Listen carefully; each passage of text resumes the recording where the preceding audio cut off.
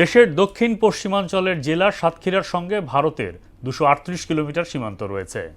এসব সীমান্ত দিয়ে প্রতিদিন দেদারসে জেলায় ঢুকছে মাদক, যা হাত বাড়ালে মিলছে সর্বত্র।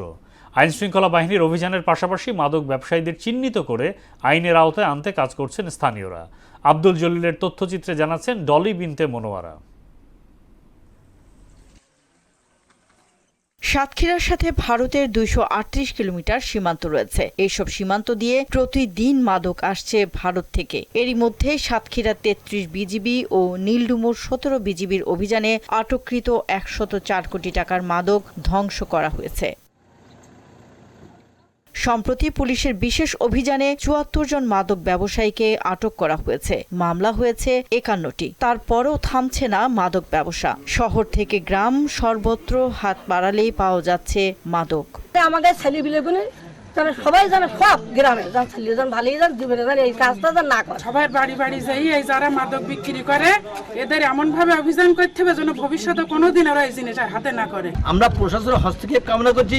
কিছু কিছু ক্ষেত্রে দেখি প্রশাসন এদেরকে সহায়তা করে। আমরা এর বিরুদ্ধে আমরা জিরো টলারেন্স দেখাবো। যুব সমাজকে মাদকের ছোবল থেকে রক্ষায় আইনশৃঙ্খলা বাহিনীর পাশাপাশি এখন মাঠে নেমেছে সাধারণ মানুষ। আইনশৃঙ্খলা বাহিনীর সাথে একযোগে মাদক ব্যবসায়ীদের চিহ্নিত করে আইনের আওতায় আনতে কাজ করছেন স্থানীয়রা। মাদক বিরোধী মিছিল, সমাবেশ, মানববন্ধনের পাশাপাশি মাদক বিক্রেতাদের তালিকা করে বাড়ি বাড়ি অভিযান পরিচালনা করছে মাদক কমিটি। আমাদের জীবন যতক্ষণ থাকবে ইনশাল্লাহ আমরা এই মাদকের বিরুদ্ধে লড়াই করতে করতে মরব, তবে মাদকের কাছে মাথা নত করব না ইনশাআল্লাহ। যুব সমাজ একদম টোটালি ধ্বংসের পথে।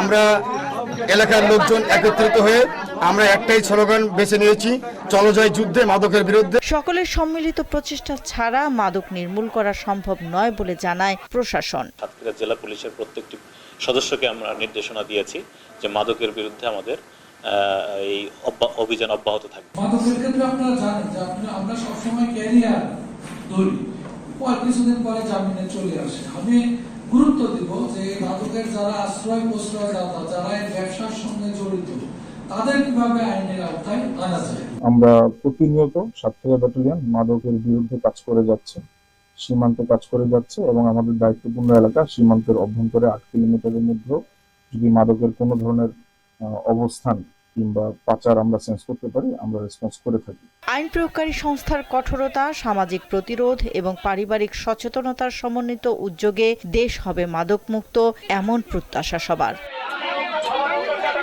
ডলি বিনতে মনোয়ারা, মোহনা সংবাদ।